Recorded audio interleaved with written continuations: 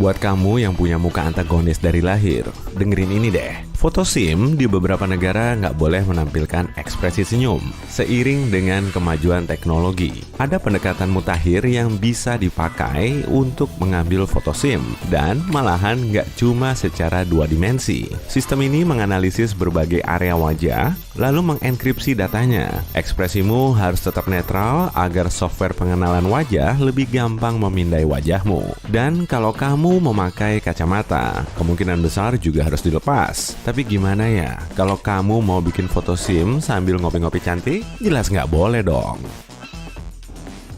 Paspor di seluruh dunia cuma punya 4 warna, yaitu biru, merah, hijau, dan hitam. Coraknya emang bervariasi, tapi umumnya cuma 4 warna itu. Sebetulnya, warna paspor nggak diatur secara resmi. Tiap negara cuma milih salah satu warna, terutama yang coraknya lebih gelap karena kelihatan lebih resmi. Kalaupun ada negara yang mau milih warna kuning gonjreng, tetap sah-sah aja kok. Tapi paspor kuning nggak begitu kelihatan berkelas. Warna paspor Amerika Serikat juga nggak melulu biru. Pada tahun 1918 warnanya coklat. Kemudian pada tahun 1926 warnanya diganti merah. Pada tahun 1941 diganti lagi menjadi hijau. Nah, baru pada tahun 1976 paspornya berwarna biru. Tapi kenapa biru ya? Warna biru dipilih sesuai warna latar bintang di bendera Amerika. Bola tenis juga sempat berganti-ganti warna sebelum akhirnya dipilih kuning.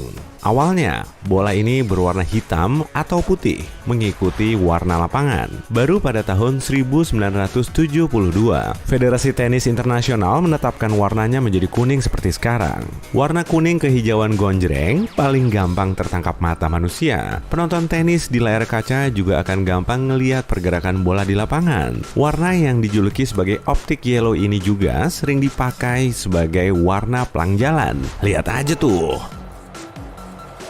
Bus sekolah di Amerika Serikat berwarna kuning agar lebih kelihatan mencolok. Mata kita akan cepat mendeteksi warna kuning daripada merah. Selain itu, kuning masih bisa dilihat dalam gelap, kabut, dan hujan. Warna aslinya sih kuning agak jingga, dan nama resminya National School Bus Glossy Yellow. Taksi di sana juga berwarna kuning agar gampang dilihat, sekalipun saat hujan. Karet bannya sebetulnya berwarna putih susu, tapi biar lebih kuat dan tahan lama, produsen nambahin warna hitam karbon untuk nyiptain warna khas. Di permukaan ban mobil atau sepeda, biasanya ada rambut kecil dari karet. Fungsi aslinya sebetulnya nggak ada. Rambut ini muncul saat proses pembuatan ban.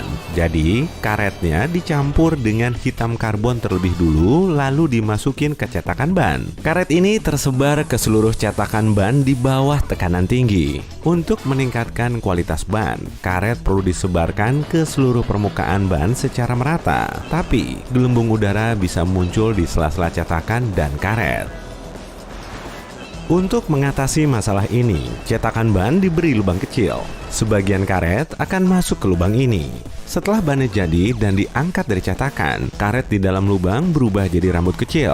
Karet ini nggak diilangin dari ban karena cuma nambah-nambahin pekerjaan. Lagi pula, nggak membahayakan sama sekali kok, jadi nggak masalah. Kebanyakan orang kurang suka mendengarkan suaranya sendiri, tapi dengan semakin menjamurnya pesan audio, kondisinya terus membaik. 10 tahun lalu, banyak orang akan was-was setiap kali diminta ngedengerin rekaman suaranya sendiri. Fenomena ini sangat lazim kok dan dikenal dengan istilah konfrontasi suara. Penyebabnya karena sebagian dari kita ngerasa asing dengan suara rekaman sendiri. Suara asli kita lebih tinggi dan terdengar beda. Selain itu, suara rekaman bisa ngungkapin banyak emosi di dalamnya. Padahal belum tentu kamu bermaksud mau ngungkapin emosi tersebut. Bahkan, suaramu sendiri bisa ngungkapin hal-hal yang sebenarnya mau kamu tutupi. Sebuah penelitian juga menyatakan kalau pesertanya cenderung lebih kritis terhadap suaranya sendiri saat mereka mengenalinya. Peserta yang ngedengerin rekaman suaranya sendiri dan orang lain tapi nggak tahu pasti suaranya sendiri akan menilai suaranya jauh lebih tinggi. Kalau aku gimana ya? Bingung juga kalau harus milih. Suara favoritku yang ini, atau yang ini ya? Sebetulnya sih nggak ada yang aku favoritkan. Ya udahlah, kita lanjut lagi aja. Lihat aluminium foil ini deh. Salah satu sisinya selalu berkilap, tapi sisi satunya kusam. Saat diproduksi, foil diratakan dengan roller khusus, tapi foilnya sangat tipis dan gampang robek. Jadi kemudian, lapisannya dibikin double. Sisi yang menghadap roller jadi berkilap, sedangkan sisi yang membelakanginya lebih kusam. Rasa soda kaleng dan soda botol nggak sama loh. Menurut para saintis, kaleng aluminium punya lapisan polimer yang bisa menyerap rasa soda. Dan sejumlah zat kimia di dalam botol plastik bisa nambahin asetaldehida pada minuman. Jadi, kata kuncinya adalah asetaldehida. Senyawa ini merupakan produk samping dari reaksi pembakaran plastik yang bisa sedikit mengubah rasanya. Soda dalam kemasan botol kaca dianggap paling bisa mempertahankan rasa aslinya. Akhir-akhir ini, kamu lagi suka dengerin lagu apa? Saat menyukai lagu, kamu pasti mulai ngedengerin dan muter lagu yang sama hingga berjam-jam atau malah berhari-hari, iya kan? Hal ini terus berlanjut sampai kamu bosan sendiri dan stop ngedengerin. Penyebab utamanya ya tentu saja karena kamu suka banget sama lagunya. Makanya kamu pengen terus-terusan ngedengerin. Tapi semakin sering kamu dengerin, lagu itu akan semakin familiar. Nggak lama kemudian, kamu akan bisa memprediksi nada dan liriknya, sehingga kamu bisa ikut bernyanyi. Seru banget kan? Tapi otakmu menyukai tantangan. Setelah hafal lagunya, kamu jadi nggak gregetan lagi. Semuanya akan sama aja dan terlalu gampang diprediksi. Kamu pun jadi bosan dan nggak mau ngedengerin lagu yang sama lagi.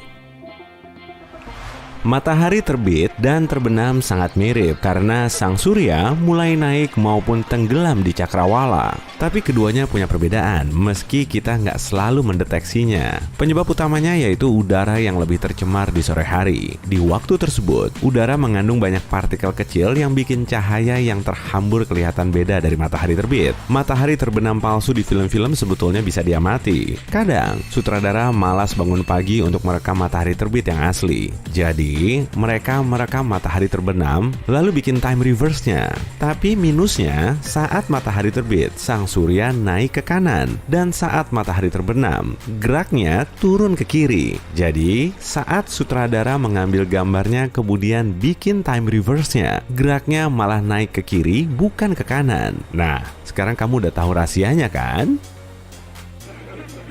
Sebagian orang akan punya kantong mata saat kelelahan. Kulit di bawah mata kita sangat tipis dan pembuluh darahnya sangat dekat dengan permukaan kulit. Kalau kita kurang tidur, kulit di area ini akan lebih pucat dan pembuluh darah jadi makin terlihat. Kemudian muncullah mata panda. Seiring usia, kulit kita juga akan menipis dengan sendirinya. Makanya, orang tua cenderung lebih sering punya mata panda. Buat orang yang lebih muda, mata panda bisa diatasi dengan tidur yang cukup. Semua orang pasti pernah bermimpi, termasuk mereka yang udah ngaku nggak pernah bermimpi. Sebetulnya sih mereka cuma nggak ingat aja, karena setelah bangun, kita akan kesulitan mengingat mimpi itu. Para ilmuwan belum bisa mengungkap banyak hal soal fenomena ini. Tapi menurut mereka, kita bermimpi pada fase tidur khusus yang berlangsung sekitar 90 menit. Saat inilah, detak jantung akan meningkat, tekanan darah naik, dan aktivitas otak sama seperti saat kita terjaga. Kalau sampai terbangun di fase ini, kita nggak akan bisa mengingat mimpi kita, minimal selama beberapa saat. Setelah sekian menit, mimpi itu terus hilang dari memori, sampai kita benar-benar nggak ingat lagi. Kadang, kita juga bisa ingat lagi mimpi tersebut, tapi harus ada sesuatu yang memicu memori ini. Misalnya, kamu ngelihat ikan kuning di akuarium, lalu tiba-tiba kamu ingat kalau kamu udah ngimpi soal liburan dan snorkeling. Tapi kemudian, ada hiu yang menerkamu. Haha, yang ini cuma ngarang bebas.